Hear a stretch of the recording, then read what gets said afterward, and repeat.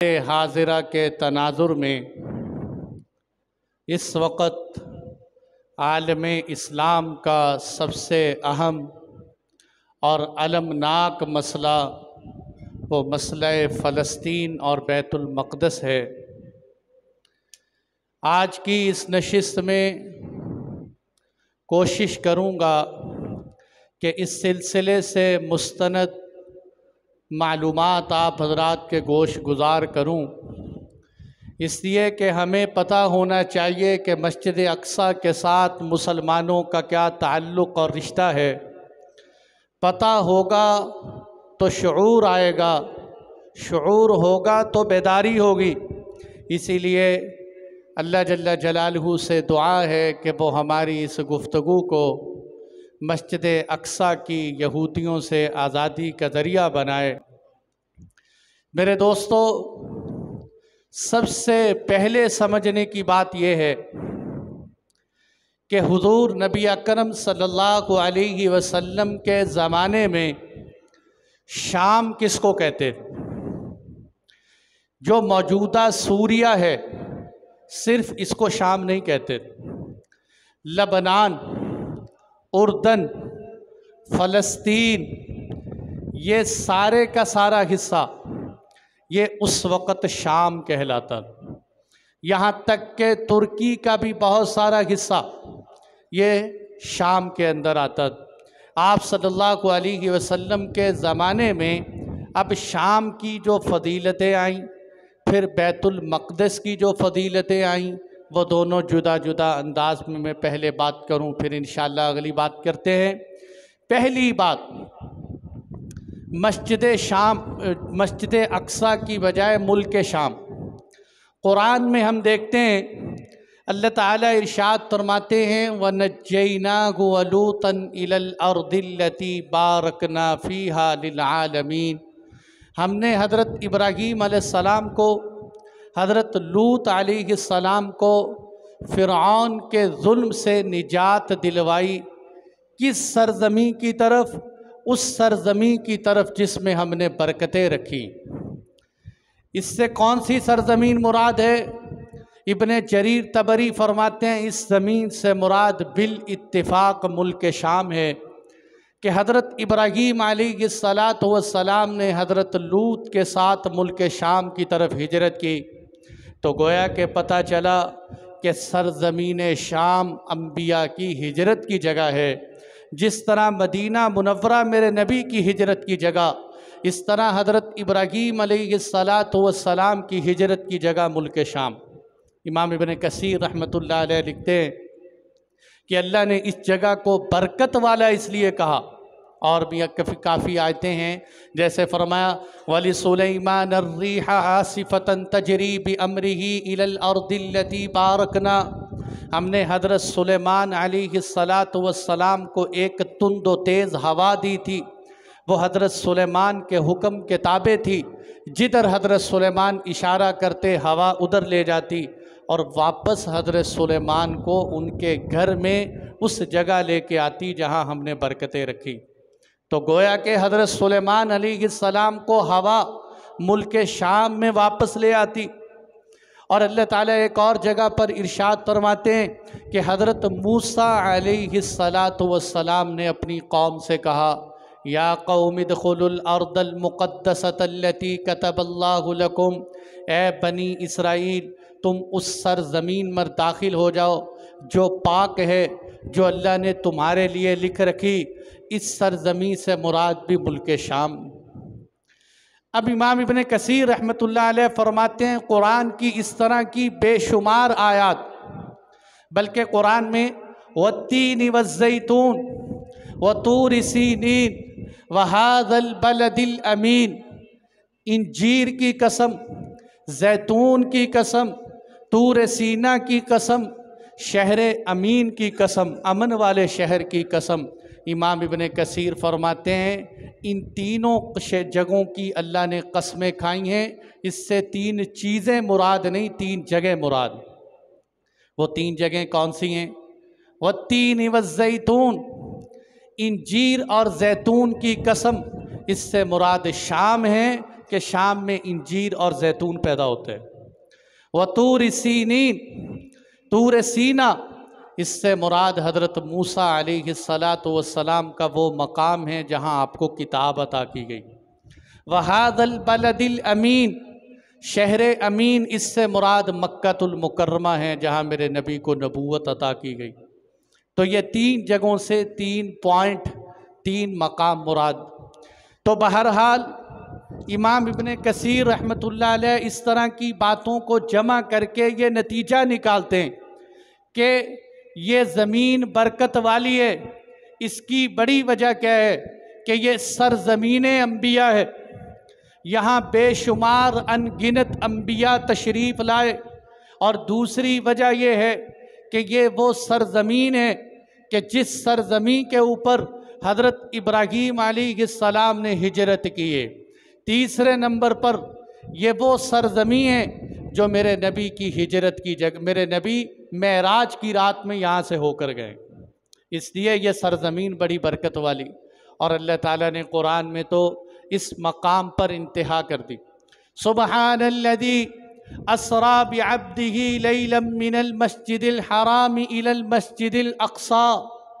अल्लाह ने बाकायदा अक़सा का नाम लिया, इलल मस्जिदिल अक़सा, और मस्जिद के लफ्ज़ से बता दिया कि ये मस्जिद वालों की जगह है, ये चर्च बनाने वाले लोगों की जगह नहीं। इसीलिए ये मेरे नबी अकरम सल्लल्लाहु अलैहि वसल्लम शब मेराज में गए, मस्जिद अक़सा में ठहरे। मस्जिद अक़सा से अल्लाह के नबी ने 7 आसमानों की सैर की, तो गोया के ज़मीनी और आसमानी सफ़र का संगम मस्जिद अक़सा है। मेरे नबी अकरम सल्लल्लाहु अलैहि वसल्लम को अल्लाह मस्जिद अक़सा से क्यों लेकर गए? ये इसलिए लेकर गए कि क़यामत तक मेरे आखिरी पैगंबर का तज़किरा होता रहेगा, लोग मेराज का सफ़र बयान करेंगे तो मस्जिद अक़सा को भी याद करते रहेंगे। आप सल्लल्लाहु अलैहि वसल्लम ने इसी मस्जिद अक़सा के अंदर तमाम नबियों की इमामत की, और सारी दुनिया को पता चल गया कि अल्लाह के नबी इमामुल अंबिया बन गए। ये वो सरज़मी है जहाँ मेरे नबी ने बुर्राक सवारी बांधी है। ये वो सरज़मी है कि जिसके बारे में अल्लाह के नबी सल्लल्लाहु अलैहि वसल्लम ने जब वापस तशरीफ़ लाए तो मुशरिकीन मक्का एतराज़ के तौर पे कहने लगे, ए नबी जी बताओ, अगर आप एक ही रात में मेराज करके आए हैं तो मस्जिद अक़सा की निशानियाँ बताओ। आप सल्लल्लाहु अलैहि वसल्लम फरमाते हैं कि मेरे जहन के अंदर एक दफ़ा मुझे खौफ तारी हुआ कि कैसा सवाल इन लोगों ने किया, लेकिन अल्लाह की शान देखिए, अल्लाह ने पूरी मस्जिद अक़सा उठाकर मेरे नबी के सामने खोल के रख दी। आप सल्लल्लाहु अलैहि वसल्लम मस्जिद अक़सा देखते रहे और देख देख के बताते रहे कि ये मस्जिद अक़सा की निशानी है, ये निशानी, ये वो मस्जिद अक़सा है कि जिस मस्जिद अक़सा के अंदर आप सल्लल्लाहु अलैहि वसल्लम की सवारी बुर्राक बांधी गई। इसलिए आज भी वहाँ दीवार बुर्राक मौजूद है। हाइतुल बुर्राक उसको कहते हैं जहाँ अल्लाह के नबी ने अपनी सवारी बांधी। मामूली चीज़ है मस्जिद अक़सा। और ये वो सरज़मीन है कि जिसके बारे में मेरे नबी ने फरमाया कि ये वो तीसरे नंबर की मस्जिद है कि जिसमें पहले नंबर की मस्जिद मस्जिद हराम है, दूसरे नंबर पे मस्जिद नबवी है, तीसरे नंबर पे मस्जिद अक़सा है कि पहली मस्जिद मस्जिद हराम में नमाज़ पढ़ने का सवाब 1 लाख के बराबर है, मस्जिद नबवी में नमाज़ पढ़ने का सवाब 50,000 के बराबर है, मस्जिद अक़सा में नमाज़ पढ़ने का सवाब 25,000 के बराबर। हज़रत सुलेमान अलैहिस्सलातु वस्सलाम, बल्कि इससे पहले एक और हदीस सुनाऊँ आप सल्लल्लाहु अलैहि वसल्लम से, यह बुखारी की हदीस है। हज़रत अबू दर ग़िफ़ारी ने पूछा कि अल्लाह के नबी ये बताएं कि रूए ज़मीन पे सबसे पहली मस्जिद कौन सी बनाई गई? आप सल्लल्लाहु अलैहि वसल्लम ने फरमाया सबसे पहले बैतुल्लाह बनाया। फिर पूछा गया कि अल्लाह के नबी दूसरे नंबर पे कौन सी मस्जिद बनाई गई? आपने फरमाया दूसरे नंबर पे मस्जिद अक़सा बनाई गई। रूए ज़मीन पे दूसरे नंबर पे बनने वाली मस्जिद मस्जिद अक़सा। अल्लाह के नबी दोनों के दरमियान कितना फ़ासला है? आप सल्लल्लाहु अलैहि वसल्लम ने फरमाया दोनों के दरमियान 40 साल का फ़ासला है। 40 साल का फासले।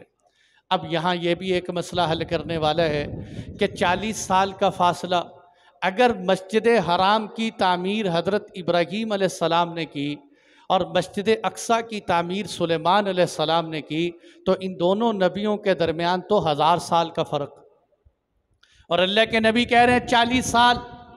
असल बात यह है कि मस्जिद हराम की सबसे पहली तामीर आदम अलैहिस्सलाम ने की, आदम अलैहिस्सलाम ने की।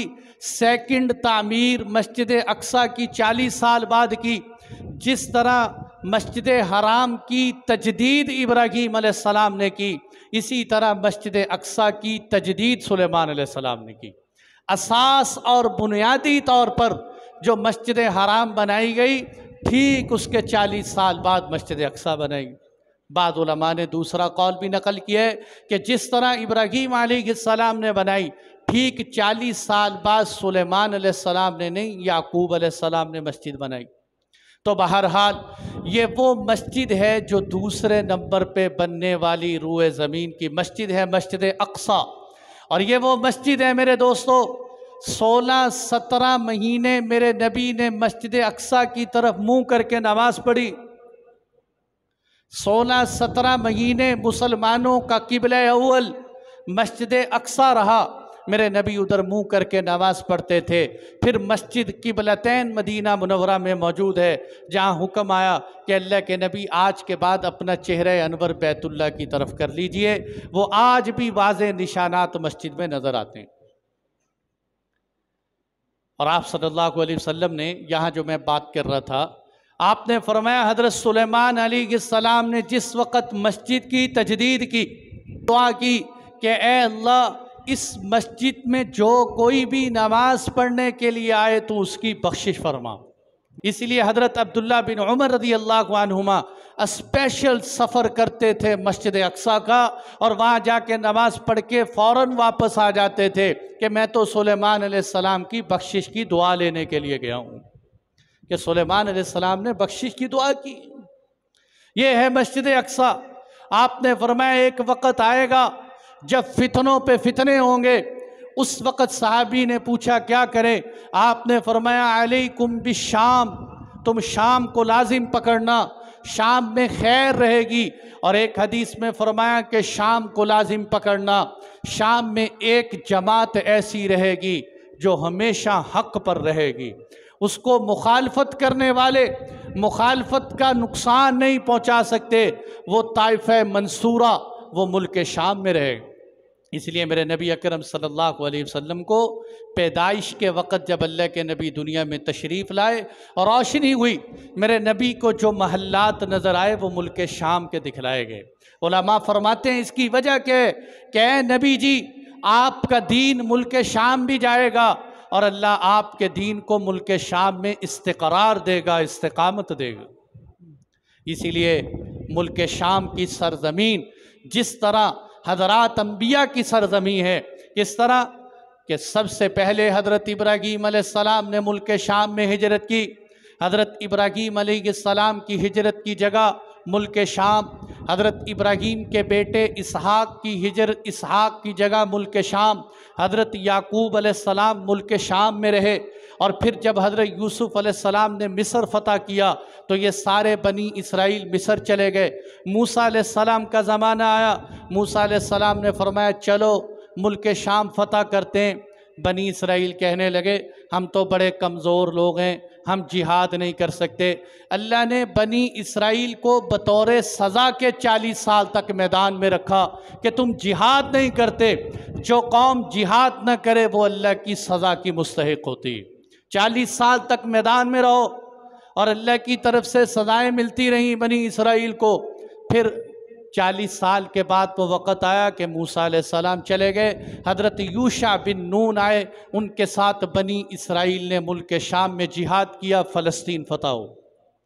हज़रत सुलेमान अलैहिस्सलाम यहीं मस्जिद अक्सा में आए, हज़रत दाऊद अलैहिस्सलाम यही मस्जिद अक्सा में आए, हज़रत ज़करिया अलैहिस्सलाम यही मस्जिद अक्सा में आए, हज़रत यहया अलैहिस्सलाम यही मस्जिद अक्सा में आए, हज़रत ईसा अलैहिस्सलाम की वालिदा मरियम हज़रत ज़करिया अलैहिस्सलाम के ज़माने में इसी मस्जिद अक्सा में थी, हज़रत ईसा अलैहिस्सलाम की पैदाइश इसी मस्जिद अक्सा के करीब हुई। और हज़रत ईसा अलैहिस्सलाम और हज़रत मरियम के बारे में कुरान कहते हैं वजअलना इब्न मरियम व उम्महु आयतन व आवैनाहुमा इला रबवतिन ज़ाति क़रारिन व मईन। हमने हज़रत मरियम को और हमने हज़रत मरियम के बेटे ईसा को एक ऐसी जगह पर ठहराया जो बड़ी इस्तिक़रार वाली जगह है, यहाँ बेहतरीन चश्मे जारी, और वो जगह से मुराद मुल्क शाम है, यही मस्जिद अक्सा की सरज़मीन। मेरे दोस्तों, ये सारे अंबिया किराम कहाँ आए?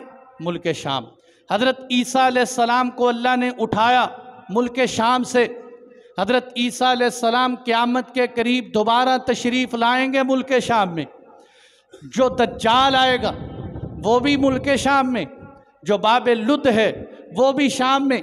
ये अहमियत बता रहा हूँ, आज लोग समझते हैं उलमा पता नहीं क्यों पीट रहे हैं मुल्क शाम को, मस्जिद अक्सा को। समझो ये तारीख़ी ताल्लुकात समझो। हज़रत ईसा अलैहिस्सलाम का नुज़ूल होगा मुल्क शाम में। आपने फरमाया दिमश्क की एक मस्जिद के सफ़ेद मनारे पर ईसा अलैहिस्सलाम तशरीफ़ लाएंगे। इमाम महदी वहाँ मस्जिद में खड़े नमाज़ पढ़ाने के लिए, फ़जर की नमाज के लिए मुसल्ले की तरफ जाएं। इमाम महदी कहाँ? मुल्क शाम में। हज़रत ईसा अलैहिस्सलाम का नुज़ूल मुल्क शाम में। दज्जाल मुल्क शाम में। आपने फरमाया दज्जाल पूरी ज़मीन पे घूमेगा, लेकिन 4 पॉइंट पे दज्जाल नहीं जा सके। 4 जगहों को अल्लाह दज्जाल से महफूज रखे। नंबर 1 मस्जिद हराम, नंबर 2 मस्जिद नबवी, नंबर 3 मस्जिद अक्सा, नंबर 4 तूर सीना पहाड़ जहाँ मूसा अलैहिस्सलाम पे वही उतरी। 4 मकामात को अल्लाह दज्जाल से महफूज रखें। ये वो पॉइंट, ये अब देखो ना, जब सारे अंबिया आ गए, सारे नबी हो गए, या अल्लाह अब आखिरी पैगंबर तो मक्के तशरीफ़ लाए हैं, मदीने हिजरत की है, ऐ अल्लाह के नबी वो मस्जिद अक्सा में कैसे जाएंगे? अल्लाह ने फरमाया हाँ हाँ, मैं अपने आखिरी पैगंबर को भी मस्जिद अक्सा में लेकर जाऊंगा। मेराज की रात में सन 10 नबवी में अल्लाह अपने महबूब को मस्जिद अक्सा ले गए। आखिरी पैगंबर भी मस्जिद अक्सा गए, सारे नबियों की इमामत करके बता दिया कि मुल्क शाम सरज़मीन अंबिया है। मेरे दोस्तों, जिस तरह ये सरज़मीन अंबिया है, इसी तरह ये सरज़मीन उलमा भी है। यहाँ ऐसे ऐसे उलमा आए, वक़्त के बड़े बड़े किबार आए, जिनमें से एक बहुत मशहूर हस्ती हज़रत इमाम शाफ़ई रहमतुल्लाह अलैह भी यहाँ तशरीफ़ लाए। इमाम शाफ़ई तो ऐन उस जगह पर आए, यहाँ आज जिहाद जारी है गज़ा में।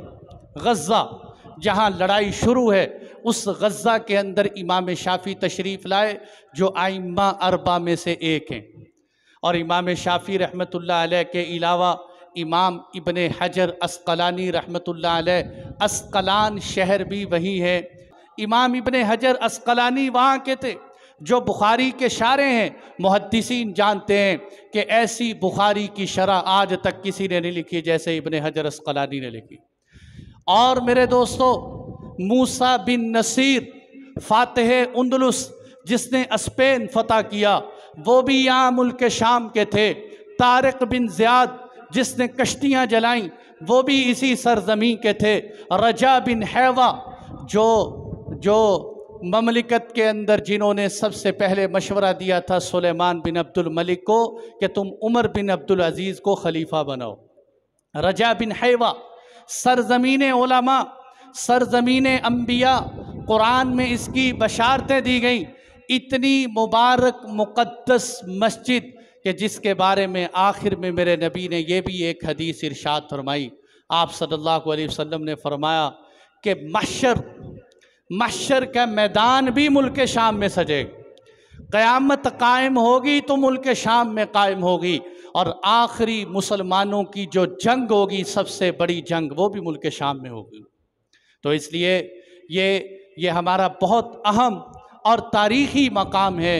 और मेरे दोस्तों, इसलिए अल्लाह के नबी सल्लल्लाहु अलैहि वसल्लम जाते हुए कह गए थे, अब ये मेरा दूसरा मौजू कि जिसमें मैं आपको मस्जिद अक्सा की कुछ तारीख़ी हकीकत बताऊं।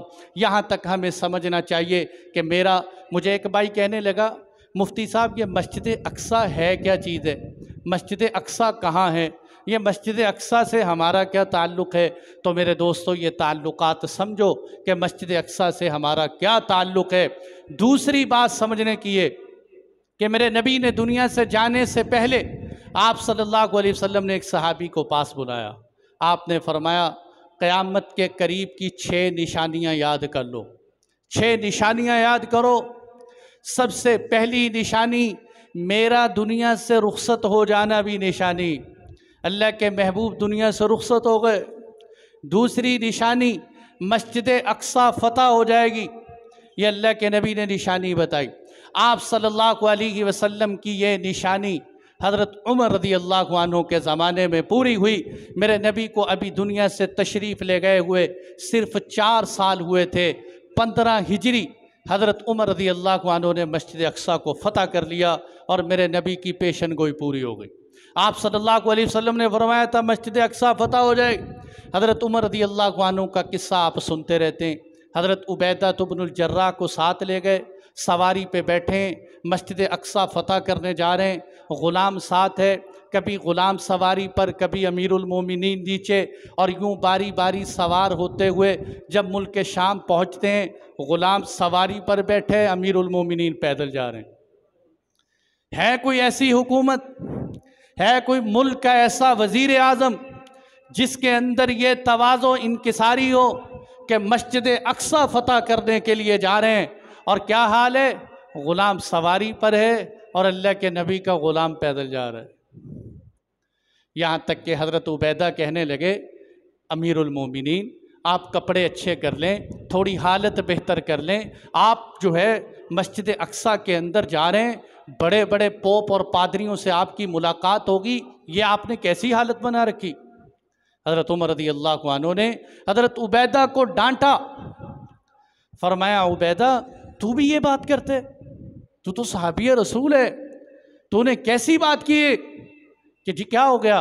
फरमाया, अअज़्ज़नल्लाहु बिल इस्लाम फमहमा नतलुबुल इज़्ज़ बिग़ैरि मा अअज़्ज़नल्लाह अज़ल्लनल्लाह। ये वो जुमला बोला जो अल्लाह की कसम आज हमारी तर्जुमानी के लिए, हमारी इबरत के लिए, हमें सामने रखने के लिए काफ़ी है।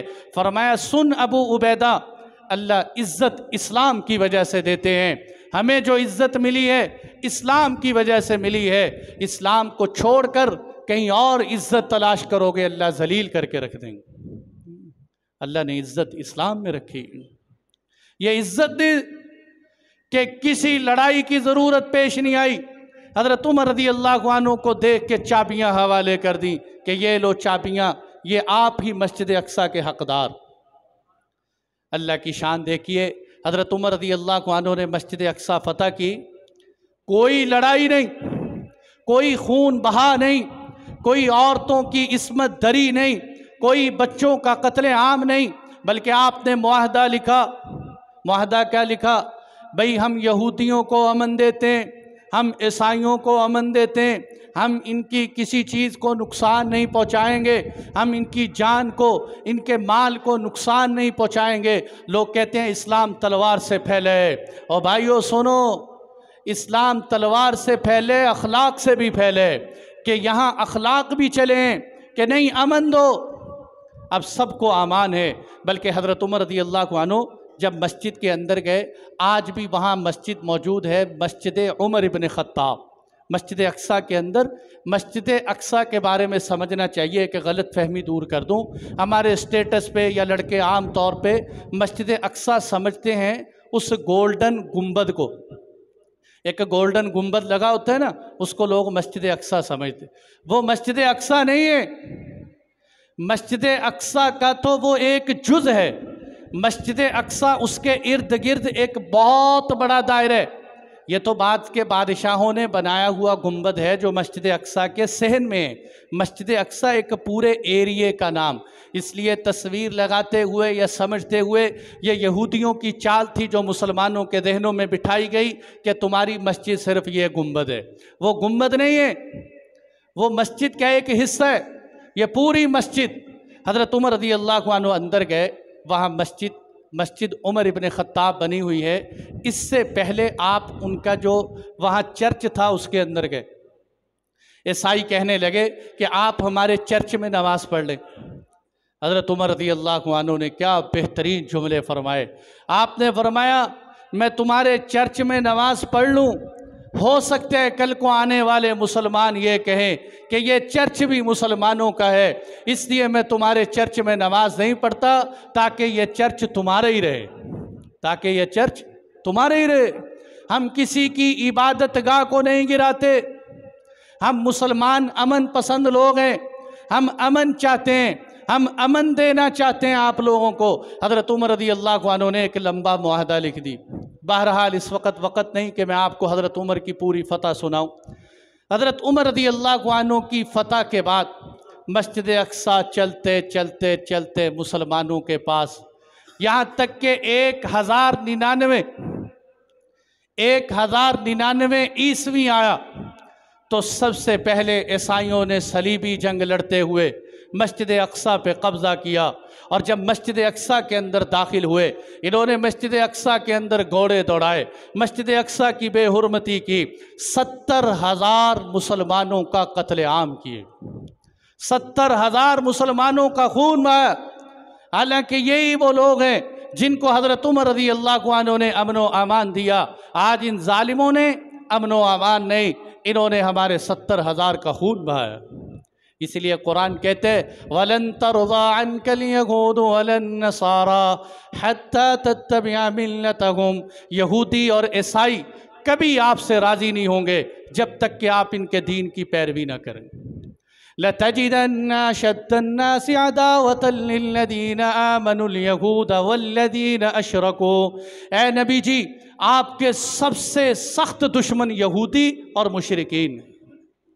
इसलिए आप देखो, अच्छा यहूदी तो समझ में आते कि यहूदी अल्लाह के नबी के सख्त दुश्मन, मुशरिकीन भी मेरे नबी के दौर में दुश्मन, लेकिन आज की इस सदी में भी साबित हो गया कि यहूदी भी दुश्मन है, मुशरिकीन भी दुश्मन है। यहाँ यहूदियों ने अपने सितम का मुजाहरा किया, वहाँ हमारे पड़ोस मुल्क में मोदी सरकार ने भी खड़े होकर ऐलान किया कि इस्राइल मैं तुम्हारे साथ हूँ, मैं तुम्हारे शाना बशाना हूँ, तुम जहाँ चलोगे मैं तुम्हारे साथ हूँ। और ये साबित किया कि हम इस्राइल के साथ मुशरिकीन भी चलते हैं। जिस तरह इस्राइल तुम्हारा बड़ा सख्त दुश्मन है, हम मुशरिकीन भी तुम्हारे दुश्मन। तो दुश्मनी का मुजाहरा करते हुए 1099 में मस्जिद अक्सा पे कब्ज़ा कर ली। अब एक नामवर सपूत, एक माँ एक बच्चे को जन्म देती है, वो बच्चा जो तारीख़ इस्लाम का हीरो है, जिसको मुजाहिद इस्लाम कहते हैं। जब मुजाहिदीन का तस्करा किया जाए तो उसका नाम सफ़े अव्वल में लिया जाता है, जिसको दुनिया सुल्तान सलाहुद्दीन अयूबी के नाम से जानती। सलाहुद्दीन अयूबी कि जिन्होंने अयूबी सल्तनत की बुनियाद रखी, हर वक्त चेहरे पे मलाल गम रहता था। लोग कहते थे सलाहुद्दीन अयूबी तू मिस्र का बादशाह है, तूने लबनान फ़तह किया, तूने उर्दन फ़तह किया, तू मुस्कुराता क्यों नहीं, तेरे चेहरे पे खुशी नज़र नहीं आती। कहा करते थे कई फलियल फ़रहु वत्ताम व लज़्ज़तुल मनाम, मुझे खाने में कैसे लज्जत आए, मुझे नींद कैसे आए, मेरे चेहरे पे खुशी कैसे आए। अब के मस्जिद अक्सा यहूदियों के कब्ज़े में, मैं कैसे सो जाऊँ, मैं कैसे खुशी मनाऊँ। मस्जिद अक्सा तो गैरों के हाथ में सलीबी काबिज़ हुए बैठे हैं, और तुम ये कहते हो कि सलाहुद्दीन अयूबी सोता क्यों नहीं। काश के आज भी कोई सलाहुद्दीन अयूबी की तरह गम को गम बनाए। हम तो मिंबरों पे तकरीरें ही कर सकते हैं, और क्या कर सकते हैं। जिन हुक्मरानों की जिम्मेदारी है कि कोई गैरत ईमानी का सबूत दे, वो मीठी नींद सोए हुए हैं। उन्होंने सबूत दे दिया कि हम बजाय बयान के सिवाय मुजम्मत के और कुछ नहीं कर सकते। मैं कहता हूँ ज़ालिमो शर्म करो, कोई हया करो, कोई हया का दामन थामो। ये मुजम्मत तो मिंबर पे बैठ के मेरे जैसा फ़कीर भी कर सकते हैं। तुम्हारा काम ईवानों में खड़े होकर मुजम्मत करना नहीं, ज़ालिम की आंखों में आंखें डालकर बात करो, उनके सामने मैदान में आओ। अगर तुम्हारे अंदर ईमानी जुर्रत है, अगर तुम समझते हो कि मस्जिद अक्सा का मसला सिर्फ गज़ा के मुसलमानों का मसला नहीं, ये पूरी दुनिया के मुसलमानों का मसला है, क्योंकि अल्लाह के नबी ने फरमाया कि सारी उम्मत मुस्लिमा एक जिस्म की तरह है। अगर आँख को तकलीफ़ पहुँचे सारा जिस्म दुखता है, और अगर सर को तकलीफ़ पहुँचे तब भी सारा जिस्म दुखता है। मस्जिद अक्सा के मुसलमानों का क्या हाल कि सलाहुद्दीन अय्यूबी उठे और उनके मुर्शिद नूरुद्दीन ज़ंगी ने कहा था, बेटा मैंने एक मिंबर बनाया है, मेरी चाहत ये है कि अगर मैं ख़ुद मस्जिद अक्सा को फ़तह करूं तो ये मिंबर वहाँ रखूं, अगर मैं न फ़तह कर सका तो अय्यूबी तो मेरा शागिर्द होने के नाते ये मिंबर वहाँ मस्जिद अक्सा में रखवा देना। नीयत की है कि मस्जिद अक्सा फ़तह करनी। सिर्फ 87 साल गुजरे, 87 साल, 1187 के अंदर उठे सलाहुद्दीन अय्यूबी और अल्लाह का नाम लेकर दावा बोला और मस्जिद अक्सा को फ़तह करवाया। सलाहुद्दीन अय्यूबी ने मस्जिद के अंदर जाकर नमाज़ पढ़ी, अज़ान दी, अपने उस्ताद मोहतरम का मिंबर मस्जिद में रखवा के अल्लाह का शुक्र अदा की कि मैंने अपनी आँखों से मस्जिद अक्सा को फ़तह होते हुए देखा। सलाहुद्दीन अय्यूबी के जाने के बाद यह मस्जिद अक्सा 700 साल तक, 700 से भी कुछ ऊपर ले जाएं, 700 साल तकरीबन मैं बता रहा हूँ कि ये मस्जिद अक्सा मुसलमानों के पास रही। यहाँ तक कि जब तातारियों ने भी हमला किया, तातारियों ने बगदाद फ़तह किया, मिस्र पे हमला किया, शाम में चले गए। तातारी एक बहुत बड़ी जालिम जमात थी, लेकिन मस्जिद अक्सा को तातारी भी फ़तह नहीं कर सके। वो जालिम जमात को अल्लाह ने शिकस्त दे दी, नेस्तो नाबूद फरमा दिया। 700 साल तक मस्जिद अक्सा मुसलमानों के पास रही। अब आप देख सकते हैं कि इतने सालों में 1700 साल की तारीख मैंने मुख्तसर अंदाज में आपको सुनाई। यहूदियों का कोई नामो निशान नहीं। मुसलमानों की झड़पें ईसाइयों से तो हो रही, लेकिन यहूदियों से कोई लड़ाई नहीं हुई। ये कहीं नहीं आए। ये धोखा है कि मस्जिद अक्सा यहूदियों से छीनी गई। यहूदी आए कब थे जब हमने इनसे छीनी है। ये तो मस्जिद अक्सा में आए ही नहीं। लड़ाई सलीबियों से हुई, ईसाइयों से हुई। अच्छा आपको मज़े की बात बताऊं, मज़े की बात, 19वीं सदी का जब आगाज़ होता है, 19वीं सदी 2019 ये सदी का वो आगाज़ होता है जब मुसलमानों की मुनाफ़क़त खुल के सामने आती है, जब नाम निहाद मुसलमान इस्लाम के नाम पर प्रोपिगंडा करते हुए मुसलमानों की इज्तिमाइयत के शराजे को बखेर देते हैं, सल्तनत उस्मानिया को पारा पारा कर देते हैं। सुल्तान अब्दुल हमीद सानी ये सल्तनत उस्मानिया का बादशाह, उस वक़्त सल्तनत उस्मानिया हिचकोले खा रही, कमज़ोर थी, अब गिरी। सुल्तान अब्दुल हमीद के पास यहूदी गए कि हमें मस्जिद अक्सा की थोड़ी सी जगह दे दो, हम आपके तुर्की के सारे साल के कर्ज़े उतार दें, हम आपको कर्ज़ों से बरी कर दें। सुल्तान अब्दुल हमीद ने ज़मीन से तिनका उठाकर कहा कि जब तक सुल्तान के सीने में जान है, जब तक मेरी रगों में लहू दौड़ रहे, मैं इस तिनके के बराबर भी तुम्हें ज़मीन लेने नहीं दूँगा, चाहे मेरी लाश के ऊपर से गुजर के जाना पड़े। लेकिन इसकी सज़ा बेचारों को क्या मिली?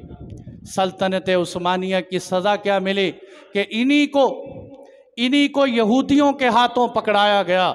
सुल्तान अब्दुल हमीद को जिस जेल में डाला गया, वो जेलर भी यहूदी था, जो जुल्म करने वाला था वो भी सुल्तान अब्दुल हमीद पर मुस्तफ़ा कमाल पाशा, ऐसा बदबख्त और मुनाफिक माने कमी जने ये मुस्तफ़ा कमाल पाशा वो खबीस और अय्यार और मुनाफिक इंसान था कि जिसने आकर सल्तनत उस्मानिया को टुकड़े टुकड़े कर दिया और मुसलमानों की पीठ में खंजर गोंपा। और क्या किया कि सल्तनत उस्मानिया में जुमे के खुतबे बंद कर दिए और कहने लगा अरबी रस्मुल ख़त ख़त्म कर दिया जाए और हमें अंग्रेज़ की तहजीब को अपनाना चाहिए। ये वो पौधा था जो इसराइल का लगाया हुआ पौधा था। फिर क्या हुआ मेरे दोस्तों, नतीजा क्या निकला? अरबों में हवा फैला दी गई। क्या अरबों, तुम अपनी हुकूमतें संभालो, अगर नहीं संभालोगे ये सल्तनत उस्मानिया वाले तुमसे अरब छीन के ले जाएं। अरबों को तुर्कियों के ख़िलाफ़ कर दिया। तुर्की अलग, अरब अलग, मुल्क शाम के अंदर आपस में टुकड़े टुकड़े कर दिए उनके। लबनान अलग, उर्दन अलग, फ़लस्तीन अलग, शाम का मसला उनका मसला, सूरिया का मसला इनका मसला, सबको जुदा जुदा कर। और ये बहुत बड़ी चाल। इसलिए मैं कहता हूँ मेरे दोस्तों, आज भी उम्मत मुस्लिमा को ज़रूरत है कि एक हो जाओ, मुत्तहिद हो जाओ। अगर 56 नहीं 256 इस्लामी मुल्क भी हुए और इनके अंदर आपस में इत्तेहाद ना हुआ तो इसी तरह मार पड़ती रहेगी जैसे पड़ी। इत्तेहाद, इनके इत्तेहाद को पारा किया, फिर क्या हुआ? 2 मुल्कों ने बदबख्ती का अजीम किरदार अदा की, जिनमें से सबसे सरे फहरिस्त बरतानिया, दूसरे नंबर पर अमेरिका। बरतानिया ने सबसे पहले आकर क्या किया? जैसे हिंदुस्तान में मुसलमानों को मारा, हिंदुस्तान के बाज़ार में दिल्ली के अंदर उलमा की लाशें लटकाईं बरतानिया ने, इसी तरह बरतानिया ने कहा कि हम जंगे अजीम जीत जाएं, हम तुम्हें फ़लस्तीन देकर देंगे, हम फ़लस्तीन की ज़मीनें तुम्हारे हवाले करेंगे। आप बताओ, दुनिया बहरी है, गूंगी है, अंधी है, कहाँ चली गई अदालतें, कहाँ चला गया इंसाफ कि किसी की सरजमी हो और वहाँ उठाकर लाके किसी को बिठा दिया जाए और ऊपर से ये कहा जाए कि तुम मुसलमान अमन की बात करो। तुम्हारे घर में डकैती हो जाए और तुम्हें कहा जाए कि चोरों को मुसाफा करो, गले लगो, इनसे सलाम करो, इनसे अमन पसंद की बात करो। वो डकैतों से हम अमन की बात करें? वो जालिम जो सरजमीन मुक़द्दस पे आके काबिज़ बन जाए कि जब 1918 के अंदर यह ऐलान हो गया कि हम फ़लस्तीन के अंदर इनको जगह देंगे यहूदियों, यहूदी खुश हो गए। चलते चलाते 1947 में जब अक़वाम मुत्तहिदा, बक़ौल इक़बाल के, अक़वाम मुत्तहिदा को इबलीस की शूरा कहनी चाहिए, फ़ाइलें भरी पड़ी कि इनका मसला हल करो, मसला हल करो, मसला हल करो। कोई मसला हल नहीं हो रहा। यहाँ तक के ऐलान कर दिया कि आज के बाद फ़लस्तीन 2 टुकड़ों में तकसीम हो जाए। फ़लस्तीन का एक हिस्सा यहूदियों को दिया गया, एक हिस्सा मुसलमानों को दे दिया। और फिर उस एक हिस्से में भी इन खबीसों ने क्या किया? अय्यार मुनाफिक चालाक थे, क्या किया कि उन मुसलमानों के आगे पैसों की तिजोरियाँ खोलीं, उनसे घर खरीदने शुरू कर दिए। उलमा भी कहते रहे कि ओ सरजमीन मुक़द्दस वालों, तुम पैसों के पुजारी ना बनो, इन यहूदियों को ज़मीनें ना बेचो, ये यहूदी कल तुम्हारे सीने पे खंजर गोंपेंगे। लेकिन उस वक़्त भी पैसे की झनक ने इन बेचारों को ऐसा अंधा किया कि उलमा के फतवों का मजाक उड़ाने लग गए। कितना नुकसान आज हम अपनी आँखों से देख रहे हैं। अल्लाह की कसम, मैं यहाँ मिंबर पे बड़ा दिल संभाल के बात कर रहा हूँ, मेरा दिल खून के आंसू हो रहे। वहाँ के तड़पते हुए बच्चों की लाशें भी देखो, जाओ जाकर देखो। ऐसी सूरत हाल है कि हमारा पानी बंद हो चुका है, खाने की खुराक बंद हो चुकी है, नेट और सोशल मीडिया का सिस्टम कट चुका है। हो सकता है कि हम ऐसी मौत मरे कि हमारा हाल सुनाने वाला कोई रावी भी बाकी न रहे कि जो आके बताए कि किस तरह मारा गया। सारा आलम कुफर इकट्ठा हो गया, तादाद हज़ारों से ज़्यादा हो चुकी। ये ठीक है कि अल्लाह ने उनके अंदर जज्बा जिहाद रखा, वो अबाबील बन के हाथियों के ऊपर बरस पड़े हैं, वो अबरहा से टक्कर ले चुके हैं। लेकिन मेरे दोस्तों, सामने असबाब ही असबाब हैं। इधर वो चंद नौजवान हैं जो अल्लाह की ज़ात पे भरोसा करके टैंकों के सामने खड़े हो जाते हैं, जो बम बांध कर उनके इस्राएली फ़ौजियों के अंदर घुस जाते हैं, जिनके बच्चे, मैंने देखा एक छोटा सा बच्चा जिसके हाथ में दूध है, दूध लेकर वो बच्चा हाथ में दूध पी रहे और हाथ में पत्थर उठाया हुआ है इस्राइल को मारने के लिए। मैंने कहा सुबहान अल्लाह, ये एक बच्चे ही सारे आलम इस्लाम के चेहरे पे तमाचा है कि एक छोटा सा बच्चा होकर क्या लड़ सकते है, क्या भिड़ सकते हैं, लेकिन बता रहे कि मेरे अंदर एक पत्थर उठाने की ताकत है, तो मैं पत्थर उठा चुका हूं। तुम्हारे अंदर किस चीज़ की ताकत? तुम कुछ नहीं कर सकते, तुम आवाज़ नहीं उठा सकते।